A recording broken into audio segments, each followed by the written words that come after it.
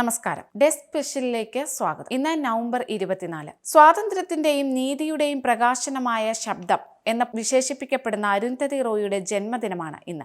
ഇക്കൊല്ലത്തെ പെൻപിൻഡർ പുരസ്കാരം നൽകുന്നതിലൂടെ ദിഷണാപരമായ അസാധാരണ നിശ്ചയദാർഢ്യത്തെയാണ് ആദരിക്കുന്നതെന്ന് രേഖപ്പെടുത്തുമ്പോൾ ഇന്ത്യയിലെ ഏറ്റവും പ്രശസ്തയായ 62-കാരിയായ ആ എഴുത്തുകാരി കടന്നുവന്ന വഴികൾ, വൈതരണികൾ, വിഘ്നങ്ങൾ ഏതൊക്കെയാണെന്ന് എണ്ണിപ്പറയാനാവാത്ത വിധം അനവധിയാണ്. റോയൽ സൊസൈറ്റി ഓഫ് ലിറ്ററേച്ചറിലെ ഓണററി ഫെലോയായ റൂത്ത് ബോർത്ത്വിക്ക്, പ്രശസ്ത അഭിനേതാവായ ഖാലിദ് അബ്ദുള്ള, കവിയായ റോജർ റോബിൻസൺ എന്നിവരടങ്ങുന്ന കമ്മിറ്റിയാണ് പിൻഡർ പുരസ്കാരത്തിനായി അരുന്ധതി റോയിയെ തിരഞ്ഞെടുത്തത്. സാഹിത്യത്തിനുള്ള നൊബേൽ സമ്മാനം നേടിയ ബ്രിട്ടനിലെ പ്രമുഖ നാടക രചയിതാവായ ഹരോൾഡ് പിൻഡറുടെ സ്മരണാർത്ഥമാണ് ഈ പുരസ്കാരം ഏർപ്പെടുത്തിയത്. ഗോഡ് ഓഫ് സ്മോൾ തിങ്സിലൂടെ മലയാളിയുടെ ഗൃഹാതുരത്വത്തെ സമോഹനമായി കാഴ്ചവെച്ച് ലോകത്തെ അസൂയപ്പെടുത്തിയ അരുന്ധതി പിന്നീട് ശ്രദ്ധിക്കപ്പെട്ടത് വിട്ടുവീഴ്ചയില്ലാത്ത നിലപാടുകളുടെ പേരിലാണ്. ഉറച്ച ബോധ്യങ്ങൾ അവർ ഉറക്കെ തന്നെ പറഞ്ഞു. പിണക്കുന്നതും ശത്രുപക്ഷത്താക്കുന്നതും ഏറ്റവും ശക്തരെയും ഉന്നതരെയുമാണെന്നത് പിന്നോട്ടു നോക്കാൻ പ്രേരണയായില്ല.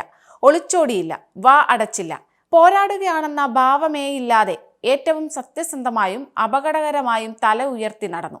ആ നടപ്പിന്റെ സൗന്ദര്യമാണ് അരുന്ധതിയെ ഇന്ത്യയിൽ നിന്നുള്ള ഏറ്റവും ശ്രദ്ധിക്കപ്പെടുന്ന ശക്തമായ ശബ്ദമായി കാണാൻ ലോകത്തെ നിർബന്ധിക്കുന്നത്. ഇന്നത്തെ ഡേ സ്പെഷ്യൽ ഇവിടെ പൂർണ്ണമാവുന്നു. നാളത്തെ ഡേ സ്പെഷ്യലുമായി കാണും വരെ നന്ദി.